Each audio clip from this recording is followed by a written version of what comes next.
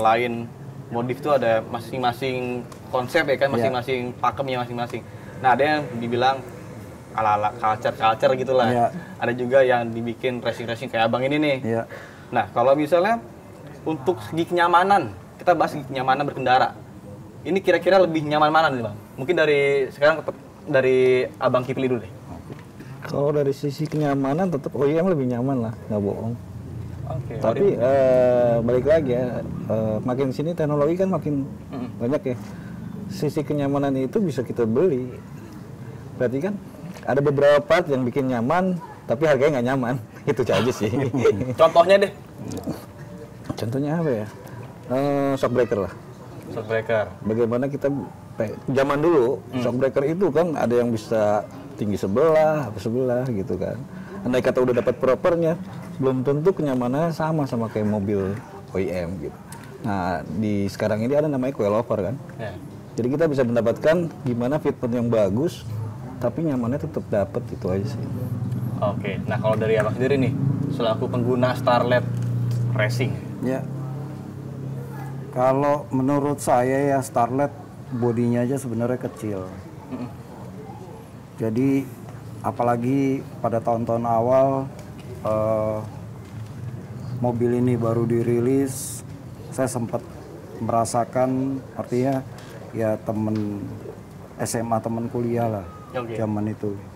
Ya sebenarnya seperti yang Kiplik sampaikan barusan, standaran lebih enak daripada dia.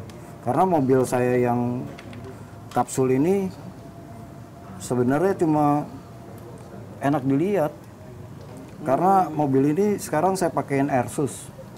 Jadi cuma karena ngejar pengen ceper, fitment. Tapi kadang-kadang kalau jalan rusak atau apa kan geserat-geserat dan lain sebagainya, akhirnya dipakein Airsus. Saya pikir enak. Ternyata tapi nggak enak. Kenapa nggak enaknya? Bumpy banget karena atau? Gini loh, secara teknologi Airsus itu kan biasanya kalau dipasangkan memang bawaan mobilnya kan akan dihitung bobot mobil. Toyota Starlet ini kalau nggak salah saya dengan bobot cuma sekitar 900 kilo, itu nggak sampai 1 ton loh. Dipasangin Airsus yang aftermarket kan tidak dihitung secara akurat. Berapa bobot kendaraannya, kemudian balon yang dipakai itu harusnya sesuainya ukuran berapa gitu. Jadi saya kalau pakai mobil saya khususnya, ya sebenarnya kalau udah ketemuan sama teman-teman, janjian nongkrong atau kopdar, senangnya kalau udah sampai di lokasi aja. Karena kan mobil saya bisa saya adjust sendiri, bisa saya turunin ambles, bisa naik sendiri ya gitulah. Gitu. Pas parkir diamblesin, pas di jalan dinaikin, biar nyaman itu kan. Iya, betul. Oke. Tapi kalau bicara soal kenyamanan kembali lagi, Toyota Starlet atau bukan ini soal Toyotanya ya, tapi mobil ini memang proven mesinnya juga bandel. Mesinnya sangat bandel sekali. Kalau nggak diapa-apain mobilnya, saya sih yakin dipakai aja, cuma asal isi bensin, radiator juga nggak usah diperhatiin, asal benar ya, artinya radiator benar, fan radiatornya benar. Saya rasa mungkin setahun 2 tahun nggak perlu ke bengkel, menurut saya. Nah biasanya kita ini memang cari kerjaan, jadi mobil nggak kenapa-napa, koprek, kenapa-napa akhirnya merembet kemana-mana gitu-gitu. Dan katanya serunya anak komunitas emang begitu katanya. Iya, kalau nggak ke bengkel nggak asik. Nah betul. Kalau nggak gasrus juga nggak asik. Nah betul, gitu, dicari tuh seninya ya bang ya. Oke, sekarang ngomongin soal masalah bengkel nih, Bang Hadi, kita ke Bang Hadi. Bang, kalau untuk maintenance mobil Starlet ini sendiri, kira-kira gimana sih Bang? Mungkin ada kesulitan spare part-nya. Nah, kalau misalnya ketika ada part yang harus diganti, ternyata nggak ada stoknya. Ini Abang nyarinya kemana? Sebenarnya sih untuk saat ini masih ada semua ya. Walaupun sebagian part originalnya sudah tidak ada, sudah tidak diproduksi, tapi masih ada aftermarketnya. Contohnya apa Bang? Yang nggak ada, yang udah nggak produksi lagi? Seperti ini ya, engine mounting ya. Engine mounting udah tidak produksi lagi yang orinya.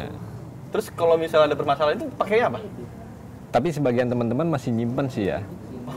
nos, barang nos masih nyimpen. Cuman kalau saya nanya ke Toyota udah tidak ada. Tapi ada nggak sih Bang, kalau misalnya dari bengkel tuh kerjasama dengan apa ya namanya, mungkin bengkel yang memproduksi barang-barang kayak gitu, kayak jadi nge-build sendiri dari besi apa dibikin lagi, disesuaikan dengan apa namanya tuh ukuran-ukurannya, ada nggak? Kalau KW-nya sih masih banyak, Mas. Oh, KW masih banyak. Ya, jadi kita tenang lah. Tapi yang Mas maksud juga ada beberapa orang yang bikin part terus di brand sama dia. Cuma sebenarnya gini juga sih Mas, secara literalnya nih maksudnya di pabriknya udah nggak buat, tapi di Indonesia masih banyak orang yang punya dan dijual gitu, barteran atau apalah istilahnya. Termasuk teman-teman kita sendiri banyak yang sebenarnya mobilnya nggak perlu jajan, tapi orangnya aja. Karena dia tahu ada part-part yang rare, sama dia ditutup tuh barang.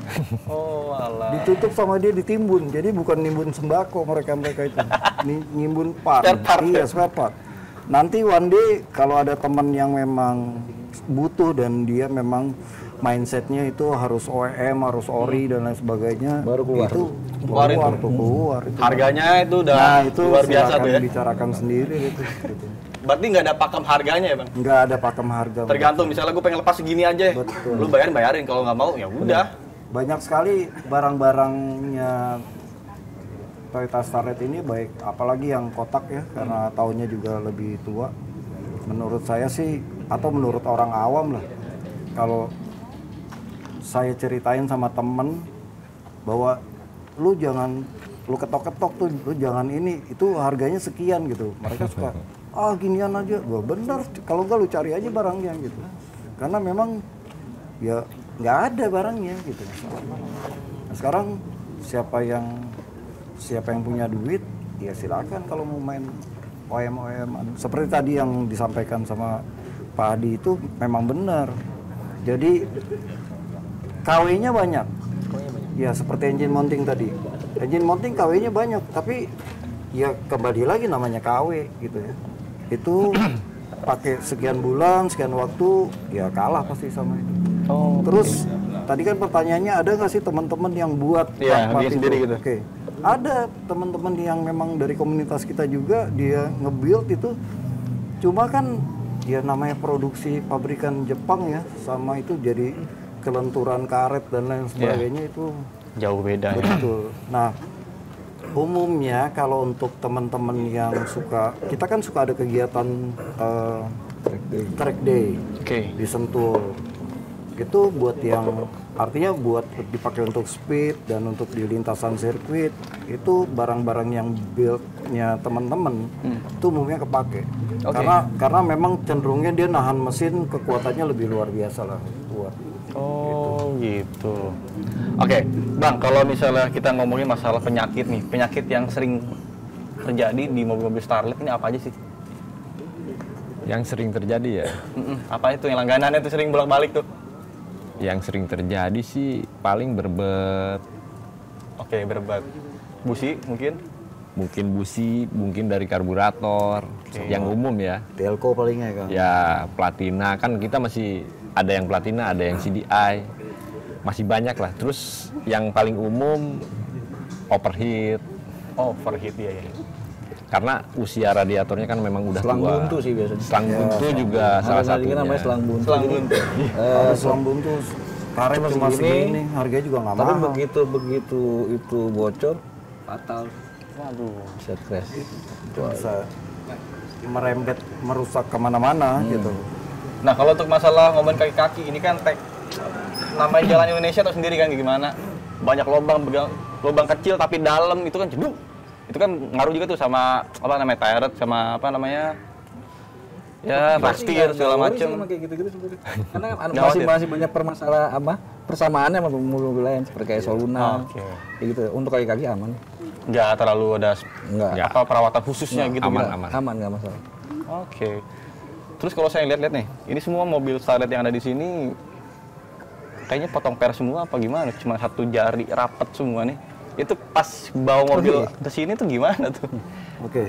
Asik banget. Kalau teman-teman itu sekarang seperti tadi disampaikan sama Kiplik, sekarang itu kan sudah ada coil over. Sehingga mereka-mereka yang sudah mengadop coilover itu nggak perlu Khawatir ya. iya, karena bisa di-adjust kan.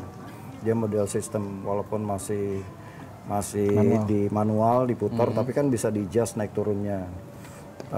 Ya kecuali saya aja nih, saya lebih menang pada saat baru datang saya bisa turunin, saya bisa naikin, dan itu ya sekarang teknologi juga ada macam-macam, ada yang pakai remote, ada yang bisa dari HP dan lain sebagainya, kayak apa namanya Airsus. Tapi kalau bicara soal kendaraan nih yang saya tahu ya, saya tahu dan saya rasain dari semua teman-teman yang punya Toyota Starlet di komunitas ISC, mobil kawan yang satu ini yang merah ini Pensadis. dengan velg ring 17 paling besar sendiri di antara velg-velg yang kita pakai.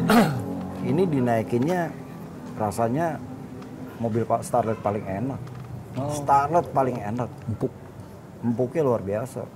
Karena Mas Bowo pemiliknya ini dia emang benar-benar ngulik dan semua kaki-kaki itu udah bukan punya Starlet. Dan perfeksionis. Di swab gitu ya. Dan ini kalau bicara soal perfect banget.